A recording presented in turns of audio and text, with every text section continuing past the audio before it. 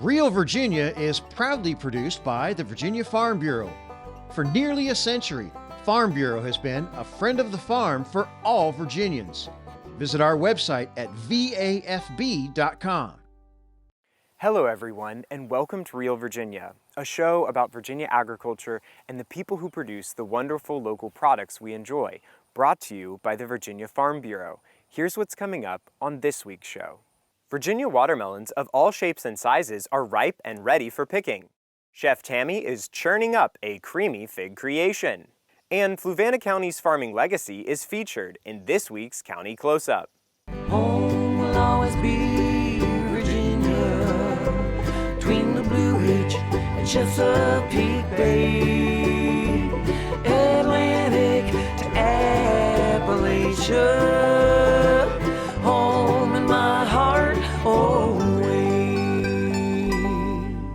Welcome back to Real Virginia, everyone. We're coming to you this week from Riverside Produce Farm in King William County, where watermelons are just one of the many fresh fruits and vegetables raised here.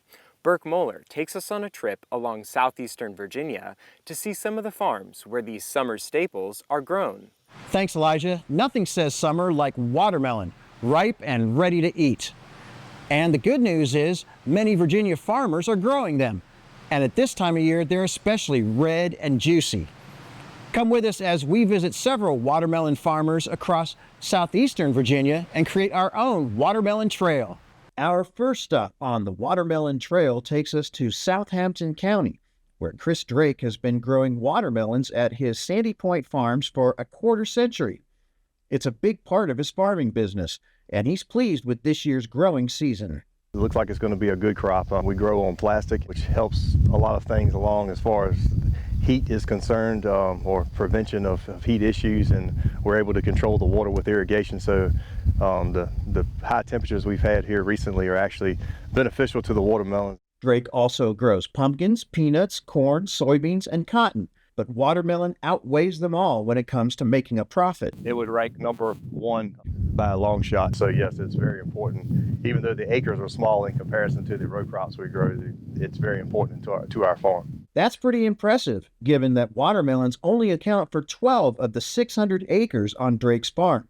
While they are a valuable crop per capita, getting them off the ground and into the crates and eventually to market is often the hardest part. It's very labor intensive, requires a lot of hand labor, and as you can imagine, finding sources of said labor can be very difficult. The physicality involved in harvesting watermelon is worth keeping in mind as we enjoy this delicious staple of summer. So many people think that tapping the watermelon is the best way to tell whether it's ripe, but farmers say that this ground spot, when it's yellowish green like this, is actually a far better indicator of whether or not you've got a fruit that's ready to enjoy. Drake says it takes 30 to 35 days to harvest a watermelon after pollination. He's also experimenting with growing new varieties of watermelons. This variety right here is called Blackjack. It's about a 13 or 14 pound watermelon. It's a seedless red flesh, as you can see. This is becoming very popular.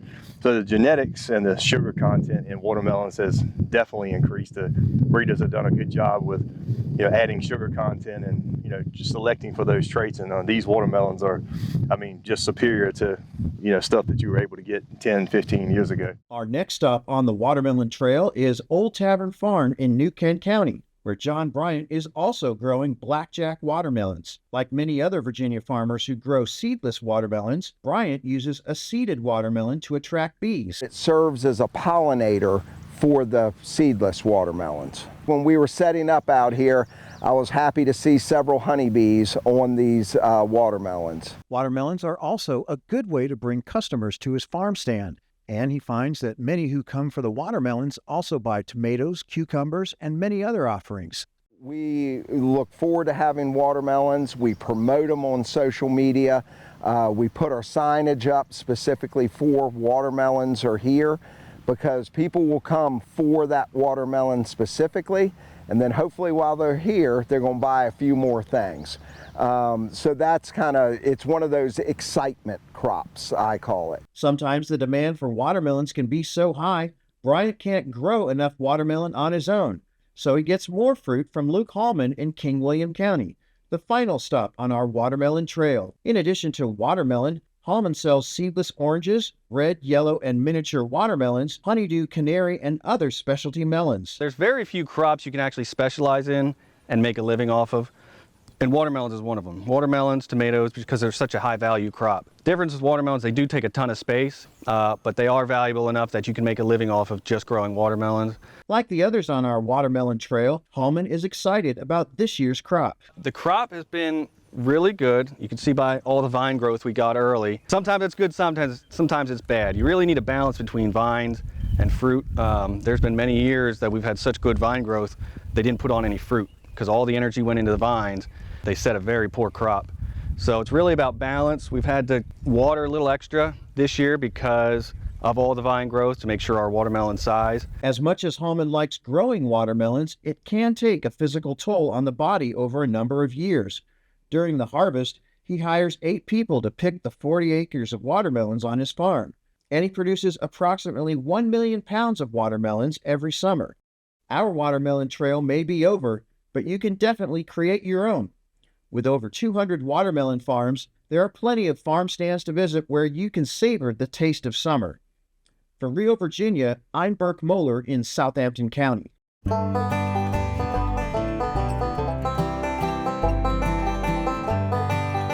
Watermelons are native to Africa, so they love sandy ground and light soil. They like a lot of water, but they don't like sitting in water. Some watermelon growers have to water their watermelons 2 or 3 times a day to keep them happy. Watermelons need between 25 and 36 feet for good production, and many backyard gardeners don't have that much space. Most consumer watermelons are around 16 inches long and 10 inches wide. But to see some that are much larger, be sure to check out the Giant Watermelon Contest at the State Fair of Virginia this fall. I'm Mark Viette. Coming up on In the Garden, I'm going to talk about what you can do with your peonies during September, October, or November. Stay with us. Summer will soon come to a close, and Mark Viette shares some tips and tricks for how to prepare your peonies for the fall in the garden.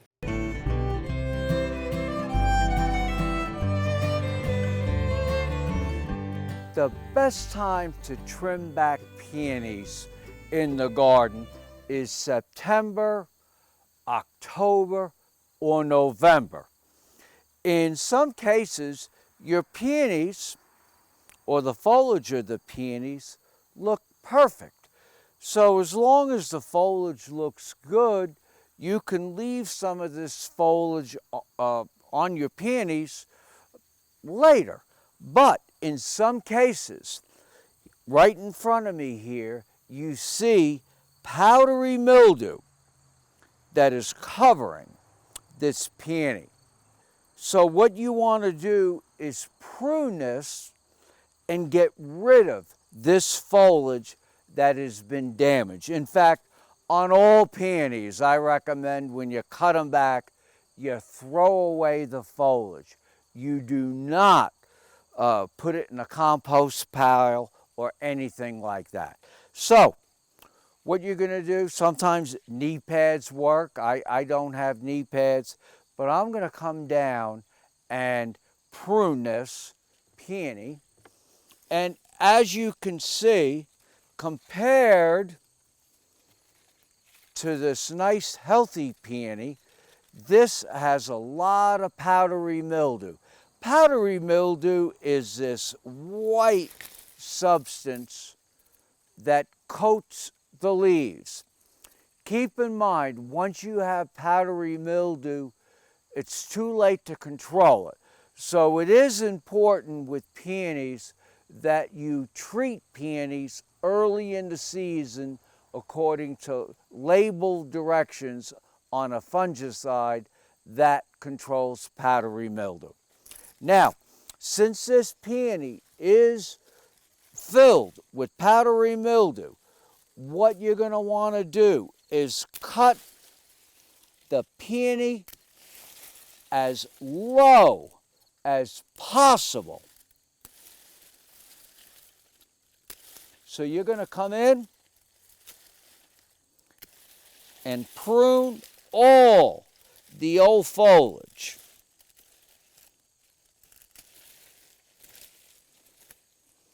And the reason I have a trash can here is I'm going to throw it away. I just pruned the herbaceous peony, where the foliage dies back to the ground and then it produces new foliage next spring. The important thing is you do not prune tree peonies. So tree peonies do not get pruned, and this is a tree peony. If you would have pruned a tree peony, you would severely damage this plant. Another disease issue that affects peonies is leaf blotch. And you can see these darkened blotches on the leaves. So it's like powdery mildew. It needs to be removed and thrown away. So you can just come in.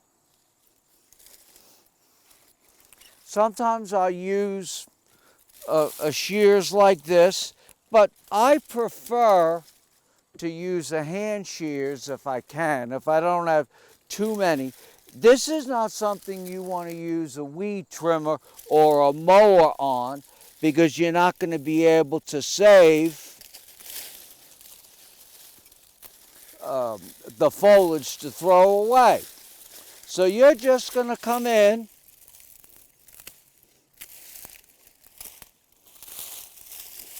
and again, this is a herbaceous peony, a peony that dies back to the ground.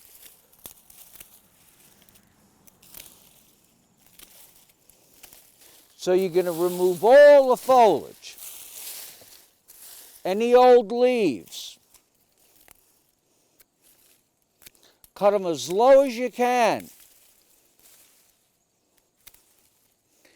And if you look very carefully, there's buds. I'll see if I can get rid of this. There's buds at the base, and these pink buds will produce foliage for next year. The more you remove these damaged and diseased leaves, the less disease issues you'll have next year. I'm Mark Viette. Join me next time in the garden. Email your gardening questions to viette@viette.com. Hi, I'm Chef Tammy Brawley from the Green Kitchen. Coming up on Heart of the Home, roasted fig gelato. We hope you'll stay with us. What could be better on a hot summer day than a scoop or two of fresh churned fig gelato? Chef Tammy shows us how to make it in the Heart of the Home.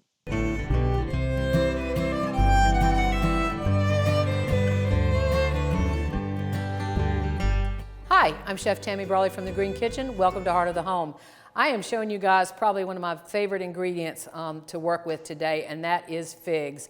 I have a fig tree in my yard. I love using those for everything. We make fig vodka, we make roasted figs on fig leaves, but this is one of the favorite recipes to do, and that is a roasted fig gelato. Absolutely phenomenal flavor.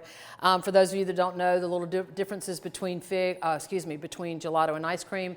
Ice cream typically does have a higher fat content, but in this case, this gelato does have a little bit more fat. But you want to start out with these fresh figs. I've got these beautiful black mission figs. You want to cut them in half and cut that stem off. They're going to go onto a foil-lined tray, cut side up. No oil, no water, nothing on top, and they're going to go into a 400-degree oven for about 15 minutes. And then while the figs are roasting, we're going to come over to our food processor, and we're going to add our heavy cream. We're going to add about a third cup or fourth cup of sugar. I've cut this recipe in half for filming purposes, so you might see a little bit more when you actually see the recipe. We're going to scrape in some sweetened condensed milk.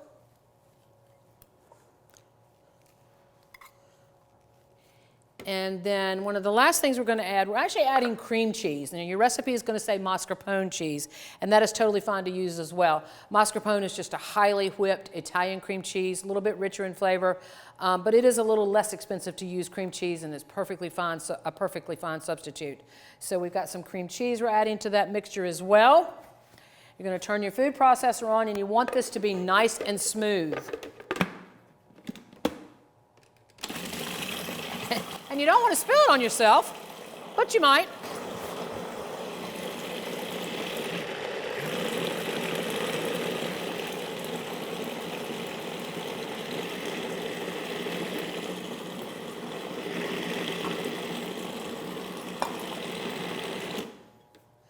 All right, I'm going to check this.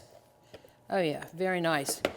Now, just with any ice cream at all, but particularly this one, you want your ingredients to be nice and chilled. So we're going to be adding this to our refrigerator.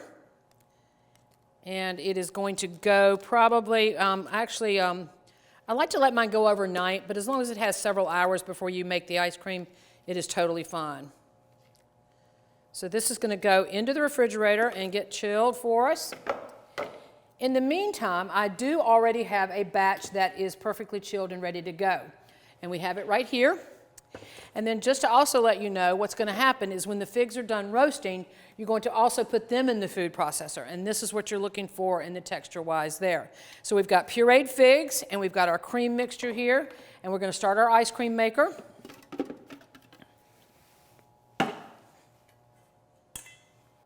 I'm going to start with the cream mixture. All right. And then we're going to add the pureed figs. You're going to turn your ice cream maker on to your manufacturer's directions for whichever one you own. And this needs to go probably about 30 minutes, give or take. And then at the end of it, almost churning, we're going to be adding some brandy and some balsamic vinegar. Vinegar in ice cream, it works amazingly well. So we're going to turn this on, and we're going to come back in about 20 to 30 minutes. All right, and we're back. Our ice cream has been churning for about 30 minutes or so. At the end of this process, you do want to come back in and add a little bit of balsamic vinegar and brandy, and believe me, it really pounces up the flavor. We're going to put a little bit of balsamic in there and a little bit of brandy. And the last little bit of acid that we're going to add is some lemon juice. I am going to put a little strainer over here because I don't want that to make sure I don't have any seeds. I'm going to squeeze that right in.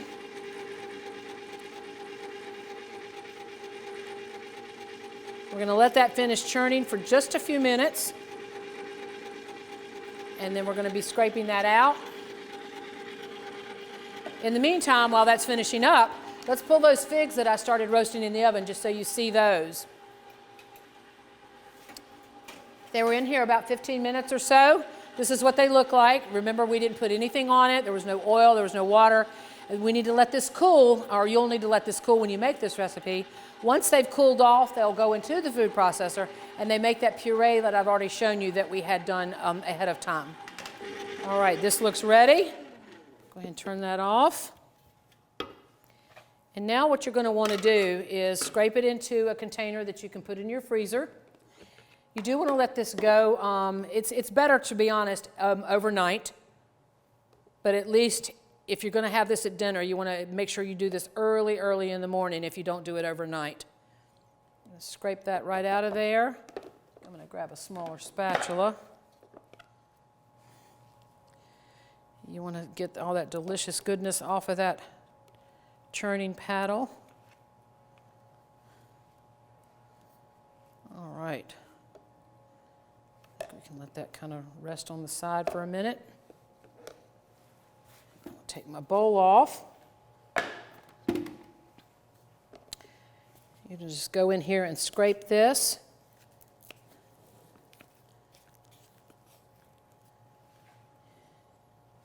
You might see big chunks of the fig, and you're certainly going to stir this up, but there's nothing wrong with those big chunks.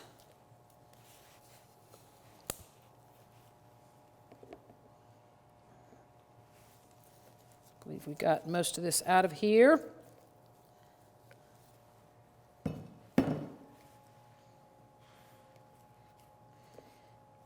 Now, once this does sit overnight, it really does not firm up like some ice creams do overnight, and that is perfectly fine. You just want a firmer texture, but it is crucial that it does go into the freezer for several hours, if not overnight.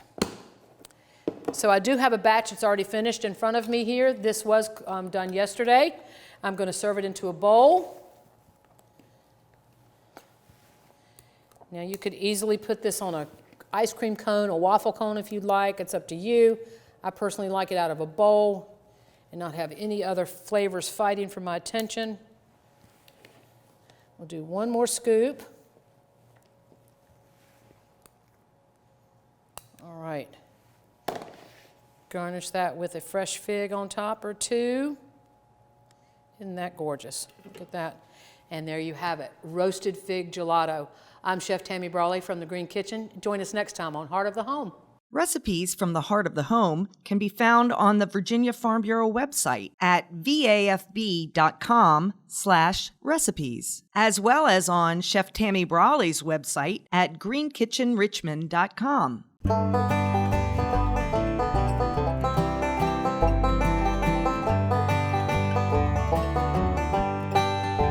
Gelato is a beloved sweet treat across the Commonwealth, especially during the summer months. But what makes it even sweeter? Many local vendors craft their gelato using fresh Virginia-grown ingredients throughout the seasons. Strawberries, which are grown throughout the state, but especially in the Tidewater region, start off local gelato flavors in the late spring. Peaches and nectarine flavors take center stage in the summer, with popular orchards in Nelson County and the Shenandoah Valley. Blueberries and blackberries ripen in mid to late summer, and many are grown in Pungo, a rural community in Virginia Beach. Apples harvested from the rolling hills in the Shenandoah Valley usher in fall, and when the leaves start to turn, it's time for pumpkin spice flavored gelato. And Virginia ranks among the top 10 pumpkin producing states in the country. Located just before the Piedmont gives way to the eastern range of the Blue Ridge, Fluvanna County is home to a farming community rooted in generations past and growing for the next ones to come. In the heart of central Virginia, Fluvanna County is known for the rolling hills of the Piedmont and as the hometown of American Idol finalist Chris Daughtry. Just across from the high school Daughtry attended sits the county's Farm Heritage Museum. Join us as we meet the farmers writing the next chapter of Fluvanna's agricultural story. I was 16 at the time, first time I ever got the cows, and just started on that, and maybe I'm dumb enough, I don't know any better. You know, it's part of me, it's built into me.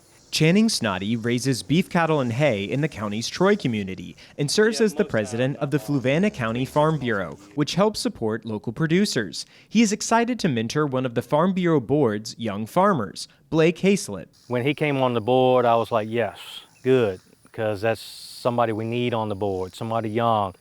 And then he decided to become my vice president, and I was again, yes, you know, because he's one of the few that I envisioned that would come up, would make a great president. Blake Hayslip and his wife Sarah farm in the county's Carysbrook area. I started farming when I was about 13 years old, and I started with raising bottle calves that I would buy from the stockyard, and we did that for a couple of years, and then I started buying some heifers and raising those heifers up and breeding them. Right now we're up to about 20, 25 cows, and we farm all together about 180 to 200 acres of land, anywhere from here in Carysbrook all the way to Scottsville. Sarah Hayslip raises horses and teaches riding lessons in neighboring Albemarle County. I really just help when he needs an extra set of hands, like this week has been vaccinating or sorting the calves to get weighed, but I'm not that involved with that aspect. Other than when he calls and he needs a ride to drop a truck off at one location or move a tractor. I run a horse farm full time, so I mostly do that. It kind of works together because then he helps move our hay and I help with stuff here as needed. Agriculture is a generational legacy for many of Fluvanna County's farmers, and farming runs deep in the Hayslip family tree. Blake Hayslip's distant relative, Shannon Hayslip, is also carrying on his forefathers' tradition. My great-grandfather, my grandfather, my father, then I came along and picked up a lot of it, and I've grown it dramatically from what they used to do. My grandfather was mainly raised beef cattle and hay to feed the cattle is all he did. My dad actually used to raise some hogs and got to, dealing with a little bit of corn and a little bit of wheat, just enough to feed pigs back when they used to raise feeder pigs. Today, Shannon farms over 1,000 acres of corn, wheat, soybeans, and hay, far more than his grandfather ever imagined. Once you get it in your blood, you can't stop. It's just one of those things. It's a generational thing. Yeah, I like to watch stuff grow. just like I said, once you get into the ag side of it, it's hard to walk away from it. According to the latest Census of Agriculture, there are 289 farms in Fluvanna County, covering 49,499 acres. The market value of crops is $6.9 million, with grains accounting for $3 million. Livestock earns $2 million, with cattle bringing in $1.6 million. Just outside of the Fork Union community, Amanda Sweeney and her family are raising over 1 million tiny livestock, but hers are honeybees. Approximately 4 years ago, we got into the beekeeping business, or the apiary business. We started off with just a few colonies in our backyard here, approximately 63. So really not just a few, a lot. What that was for me personally was my dive back into agriculture. My family's been farming Virginia land for well over 12 generations. Sweeney and her family now produce honey along with a line of beeswax and hive-based personal care products. Their bees are making a buzz statewide. Because our brand works not just here in Fluvanna and in central Virginia, but across the entire state of Virginia, we're able to help those keepers take that excess honey that they have and move it to market as well. So that is one of the ways that we've sort of hedged our bets in terms of our own production, is that we're not just self-reliant, but our mission is really intended to help a whole community of beekeepers across the state of Virginia. Just down the road from the county seat of Palmyra, Fruit Hill Orchard is one of the county's favorite agritourism destinations, drawing visitors from across the region. We call them our regulars. They walk in, we say hi because we know them. Yeah, we get worried if we don't see them. But then especially during peak apple season, which is like late September, October, we'll get people on Saturdays. They'll be coming from Front Royal, from Richmond, from Stanton, from Waynesboro. Raising fruit has been in Abigail Stewart's family for generations, ever since her grandfather arrived in Fluvanna County 25 years ago to give her parents 1,000 apple trees. Now having a child of our own, it makes you really think about the legacy that's been passed down to you and the legacy that you're hoping to pass on to your children if they would want to carry it on. Whether they raise tiny honeybees, curious cattle, or sprawling acres of soybeans, these farmers are committed to carrying forward their agricultural legacy. From Fluvanna County, Virginia, I'm Elijah Griles. We're so glad you could join us to celebrate all the bounty Virginia has to offer. From the kitchen to your home and garden to our beautiful wide open spaces, we're proud to say that this is Real Virginia. For everyone from the Virginia Farm Bureau, thanks for watching. Make it a great week.